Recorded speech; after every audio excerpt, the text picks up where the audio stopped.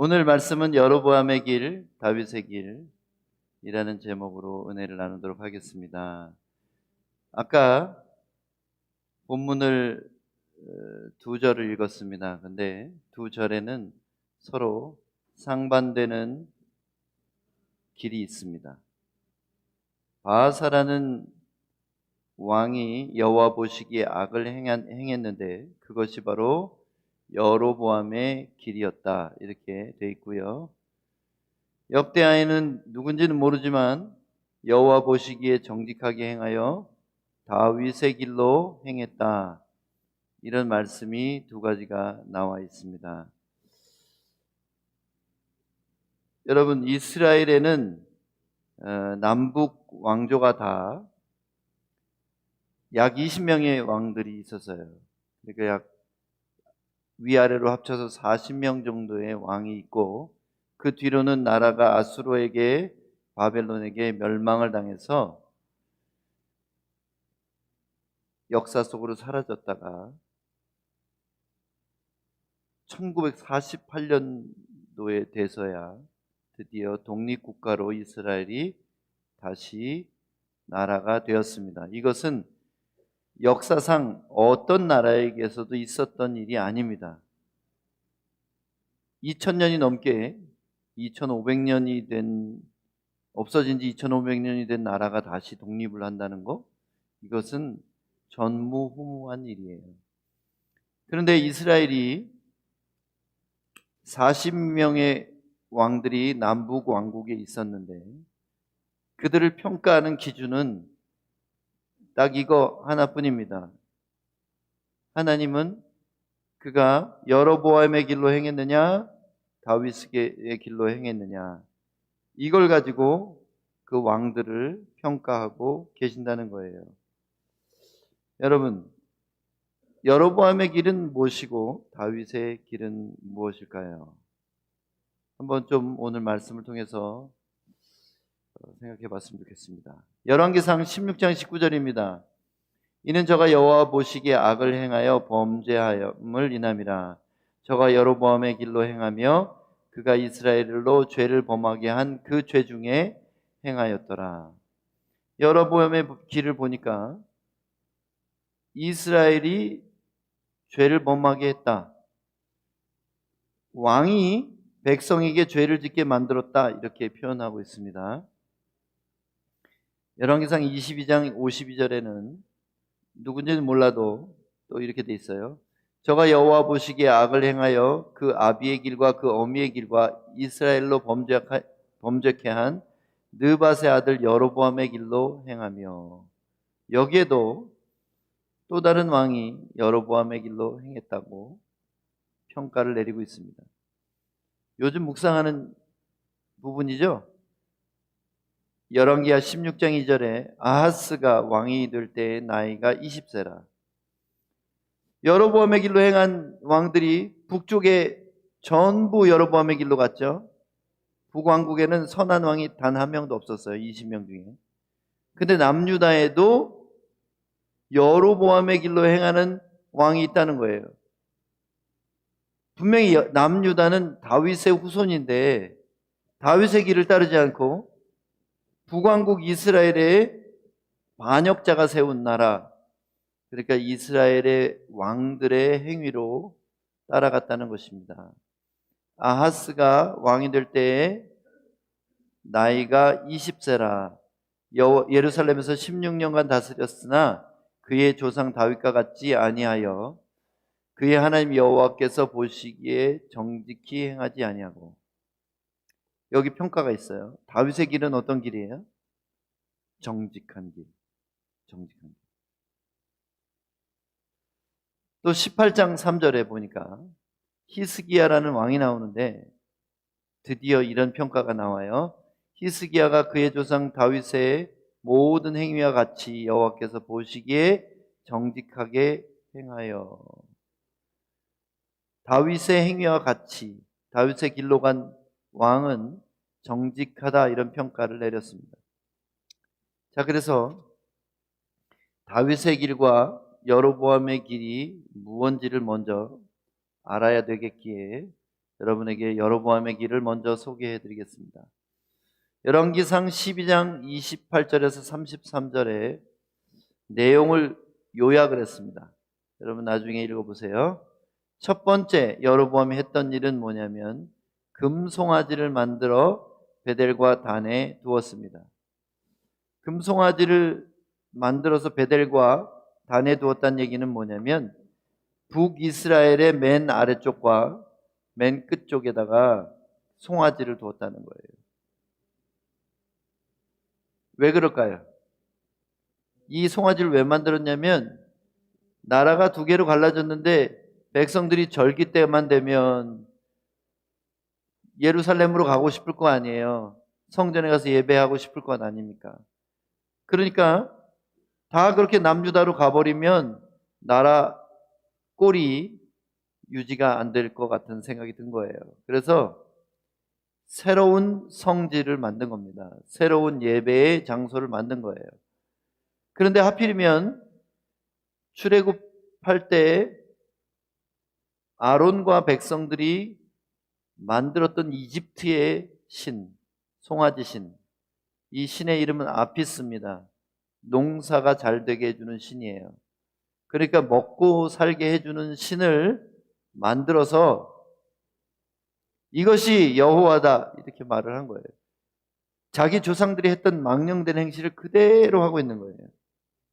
그래서 금송아지를 만들어서 사람들이 절기 때마다 예루살렘에 갈 마음을 버리고 그 금송아지에게 경배하러 가게 만든 겁니다. 그리고 두 번째는 레위 자손들은 예루살렘 성전에서 섬기고 있기 때문에 제사장 레위인이 없잖아요.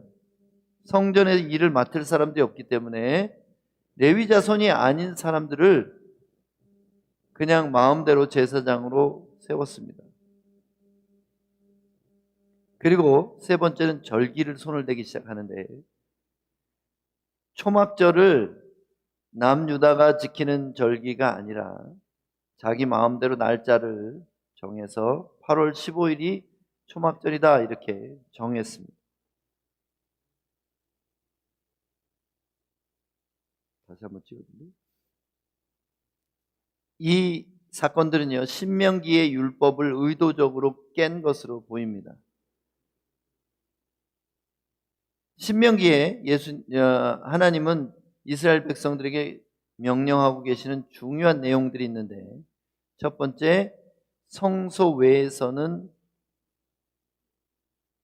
제사하지 말라.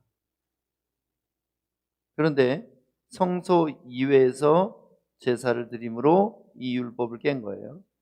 우상을 만들고 절하지 말라 그랬는데 송아지 우상을 만들고 그것이 하나님이라고 속였습니다. 그리고 신명기 18장에 보면 레위 지파가 아닌 자로 제사장을 삼지 말라고 했는데 그 율법을 정면으로 어겼습니다. 네 번째로는 절기는 하나님이 정하신 것인데 자기 마음대로 정한 날에 절기를 지냈다. 이것이야말로 여로보암이 한 가장 큰 범죄라는 거예요. 심지어 여로보암은 베델과 단에 만들어 놓은 금송아지를 보고 너희를 애굽 땅에서 인도해 올린 너희 신들이다 라고 복수로 신들이라는 말을 썼어요. 송아지는 한 마리 만든 게 아니라 베델에도 두 마리, 단에도 두 마리. 그래서 벳엘 하면 하나님의 집이라는 명칭이거든요. 그런데 선지자들이 벳엘이 벳아웬이 됐구나 이렇게 탄식을 하지 않습니까? 아웬은 송아지란 뜻이에요. 하나님의 집이 송아지의 집이 됐구나 이렇게 선지자들이 탄식하며 이스라엘을 책망하기도 했습니다. 이런 것들을 보면 여로보암은 다신 신앙을 가진 우상 숭배자였다는 것을 알 수 있습니다. 다신 신앙을 가졌습니다.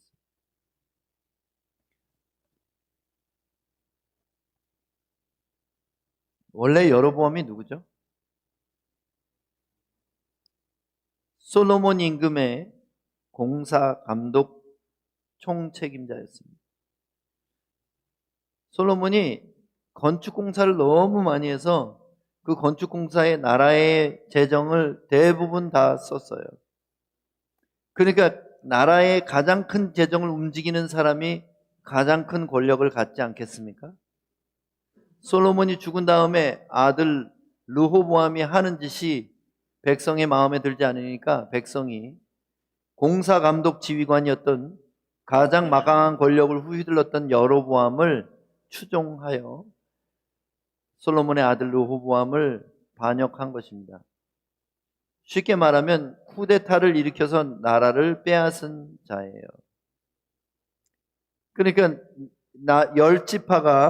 북이스라엘 10지파가 한 나라가 됐고 남유다의 유다와 베냐민 2지파가 한 나라가 돼서 북왕국은 여로보암의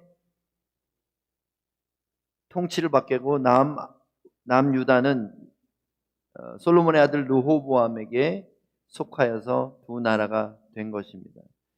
그 여로보암이 왕권을 이렇게 빼앗자 어떤 일이 일어났냐면요, 계속해서 반역이 일어나서 3년짜리 왕, 6개월짜리 왕, 심지어는 7일짜리 왕도 나타났어요.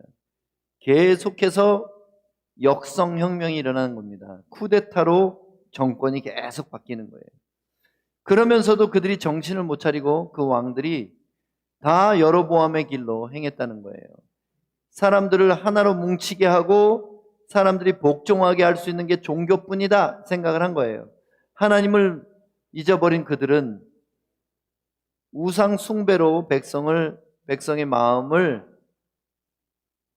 조종하고 싶어 해서 그렇게 여러 백성을 만족시킬 만한 우상들을 만들어 놓고 그 우상들에게 절하고 숭배하게 만들었습니다. 그리고 이 우상들이 너희들 잘 먹고 잘 살게 해줄 것이다. 이게 그 핵심이었어요. 이 우상을 경배하면 너희가 평안하게 살 것이고 부자가 될 것이고 건강할 것이고, 그렇게 사람들을 조종하고 왕권을 유지하려고 했던 것입니다. 절기는 근데 왜 중요합니까? 절기가 왜 중요할까요? 하나님이 절기를 만드신 이유가 뭘까요? 절기는 구약에 하나님을 찾아와서 보고 예배하고 제물을 드려라 하는 기간들입니다. 그런데 그 기간들을 정하신 이유가 백성을 지배하기 위한 것이 아니라 오히려 반대로 백성을 구원할 그리스도에 대한 예표적인 사건들로 절기를 만드신 거예요. 한번 보면 성경에는 7대의 절기가 있어요. 유대 달력으로 지켜야 되는 7가지 중요한 절기가 있습니다. 6월절은 유대인들의 새해를 맞아서 첫 번째 있는 명절인데요. 1월 14일부터 시작되는 기간입니다. 이 6월절은 예수 그리스도의 죽음을 나타내는 절기예요. 예수님의 십자가 사건, 그러니까 6월절 어린 양 되신 예수님께서 십자가의 죽으심으로 백성의 죄가 그들에게 쏟아지지 않고 넘어가게 하셨다. 그래서 이 6월절이 나타내는 것이 바로 예수님의 죽음과 대속을 의미하는 겁니다.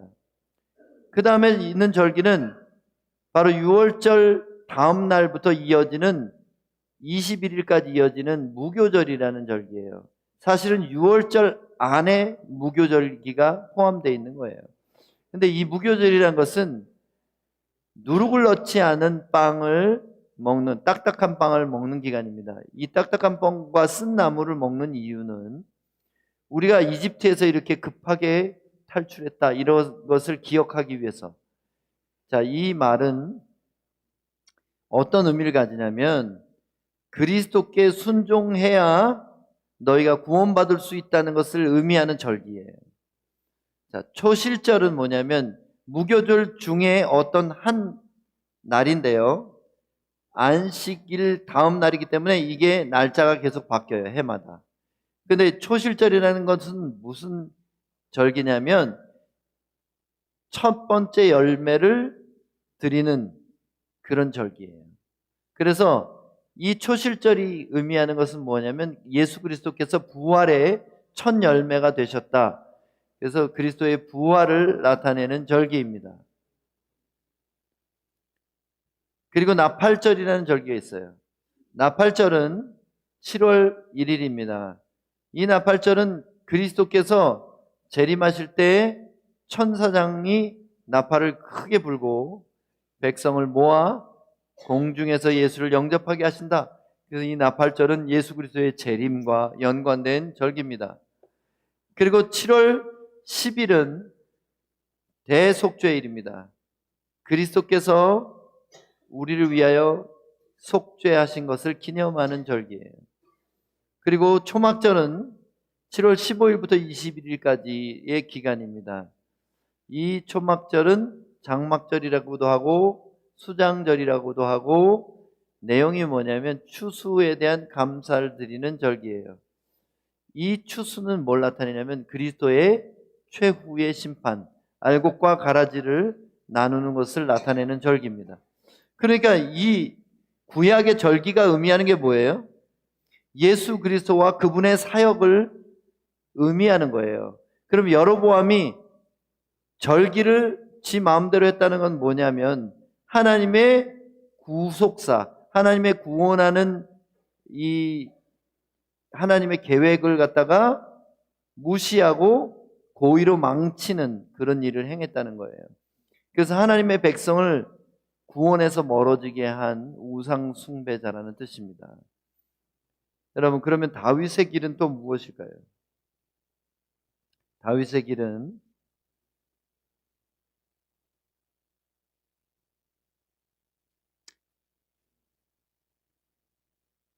하나님을 반석과 피난처로 삼아서 시편 62편입니다.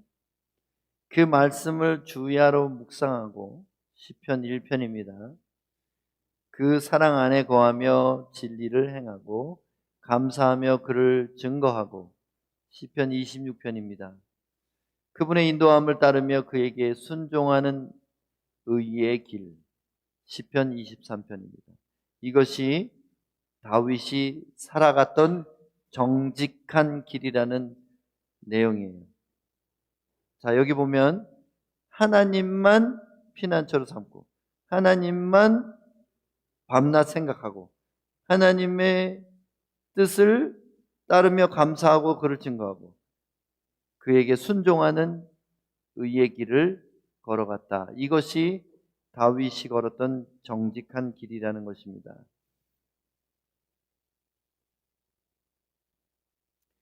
다윗의 길이라는 것은 죄를 범하지 않는 완전한 삶을 말하는 것이 아닙니다.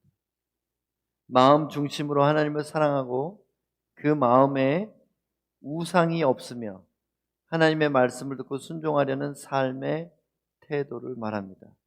쉽게 말하면 여로보암은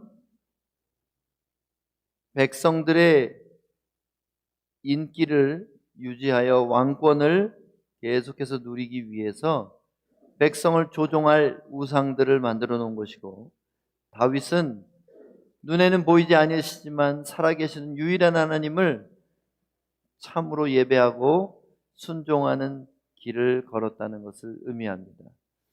여로보암은 자기가 왕이 되기 원하는 사람이었고요, 다윗은 왕이신 하나님을 대리하여 백성을 돌보는 목자 같은 왕이었다는 거예요.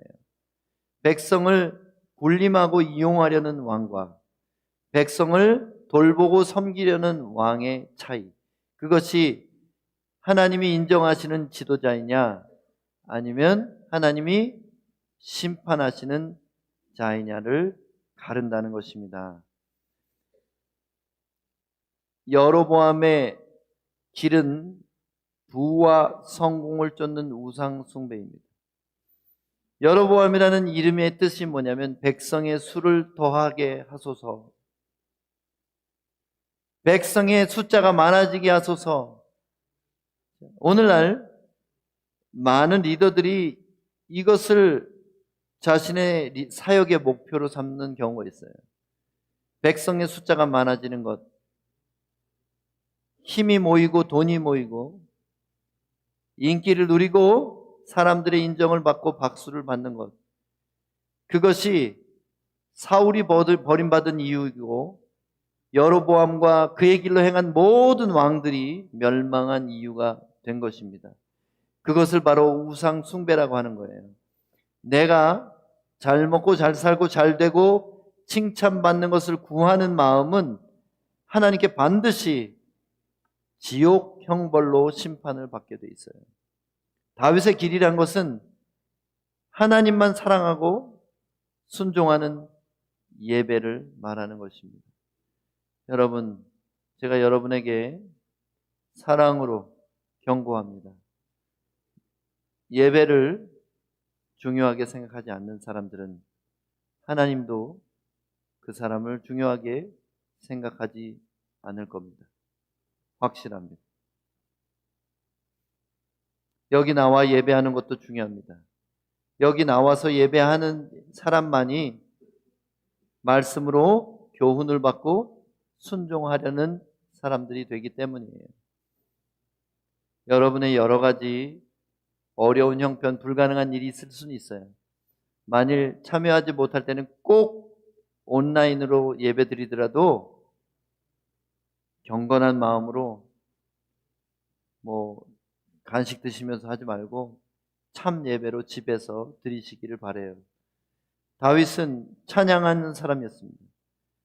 하나님을 찬양하는 사람이 하나님의 말씀에 깊이 빠지게 돼 있고, 하나님의 말씀에 빠지는 사람이 용사가 되게 돼 있고, 용사가 된 사람이 백성을 다스릴 왕이 되는 겁니다. 하나님이 어떤 사람을 리더로 세우시는가, 어떤 사람에게 사람들의 생명을 맡기시는가, 바로 예배자라는 것입니다. 여로보암의 길은 세상 사람들이 가는, 대부분의 사람들이 가는 길이에요. 그들은 우상 숭배자들입니다. 아니요, 다른 종교도 없는데요. 아니요, 여로보암이 섬긴 우상은 금송아지가 아니라 금이에요.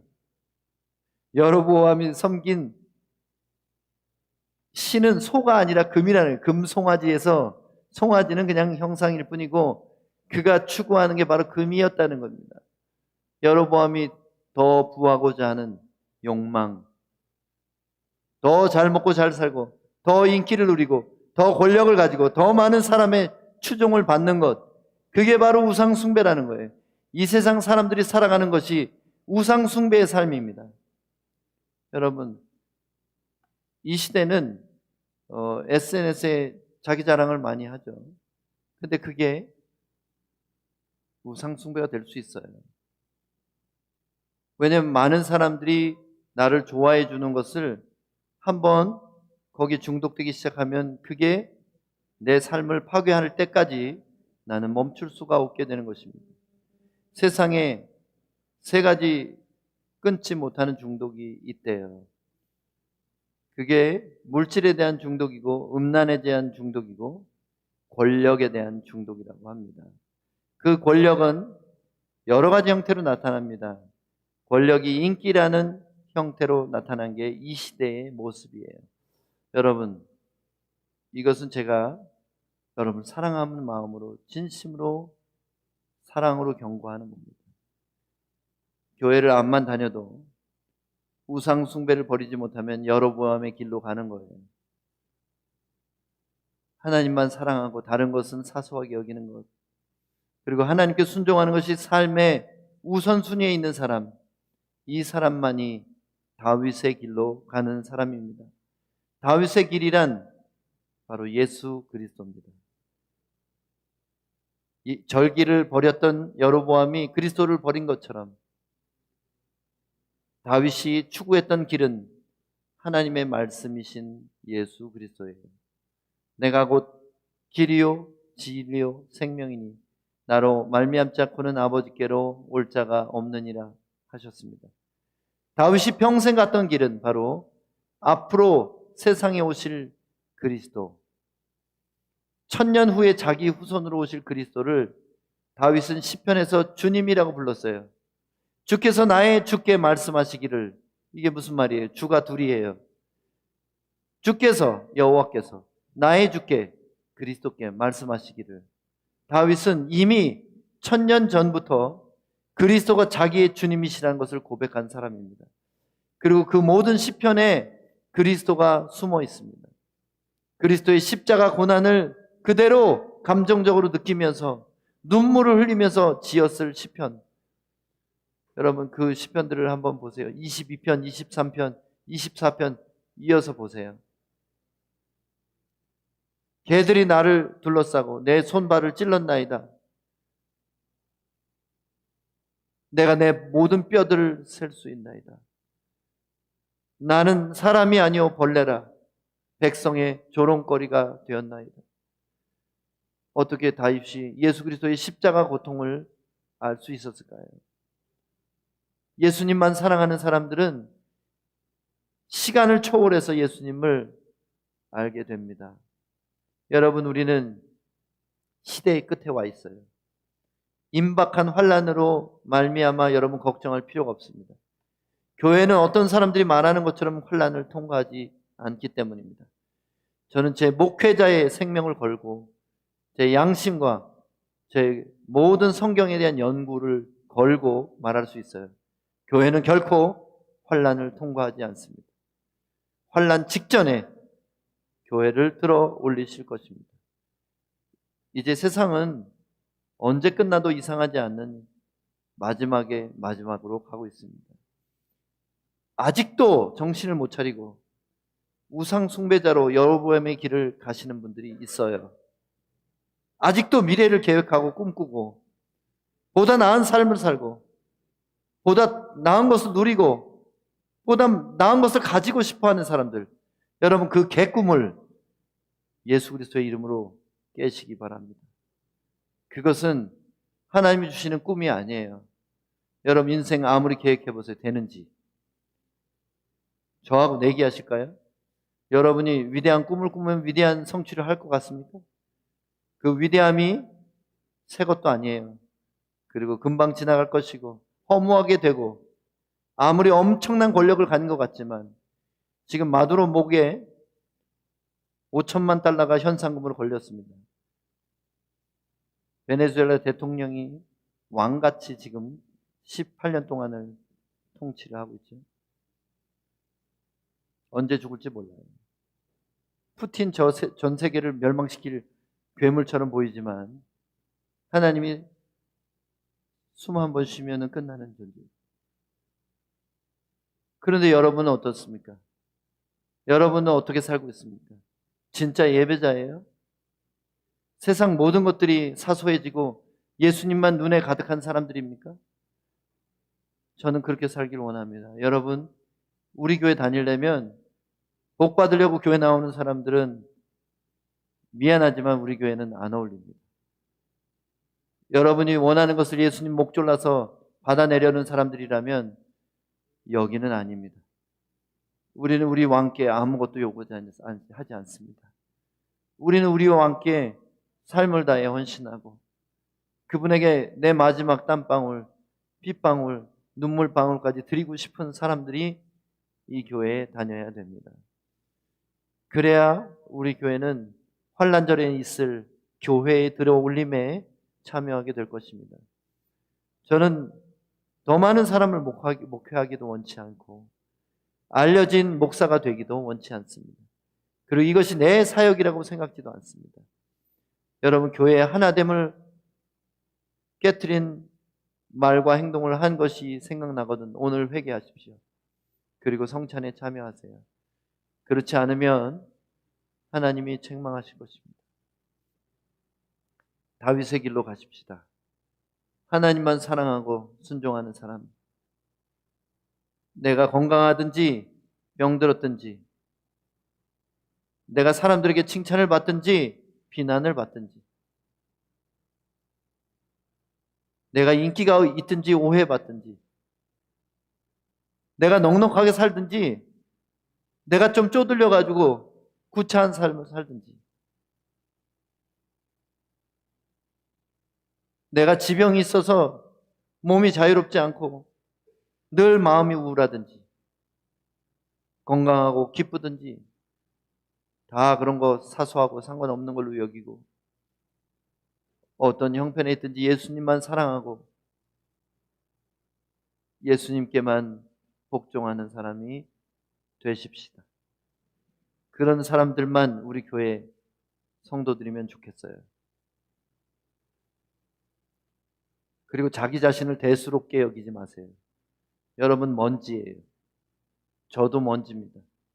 우리 먼지 같은 아무 가치도 없는 존재인데 예수님이 우리를 위하여 피 흘리셔서 우리가 존귀하게 된 겁니다. 먼지들이 다투고 잘난 척하면 얼마나 볼성사납습니까? 그러니까 먼지이지만 주님 사랑하면 주님이 귀하게 여겨 주실 것입니다. 그 날이 가까움을 볼수록 더 긴박하게 전하는 메시지는 한 가지밖에 없어요. 여로보암의 길, 우상 숭배를 버리고 다윗의 길, 예배로 돌아가야 합니다. 우리의 예배는 예배 의식이 아니라 예배에서 시작하는 삶의 순종으로 그 길로 가야 그 끝에서 우리 아버지를 만나게 될 겁니다. 만약 그렇게 하지 않는다면 아무리 성공해도 아무리 잘 나가도 영원한 지옥불에 던져지게 될 것입니다. 저는 여러분의 믿음을 흔들기 원치 않습니다.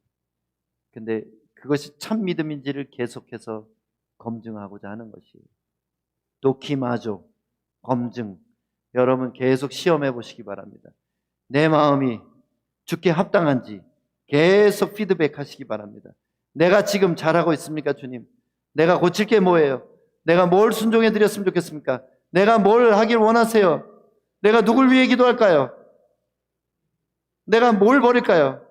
내가 뭘 용서구할까요? 그것이 여러분이 가야 할 길이에요. 그것이 말씀이고 그것이 예수님이 우리에게 함께 하시고 동행하시는 증거라는 것입니다.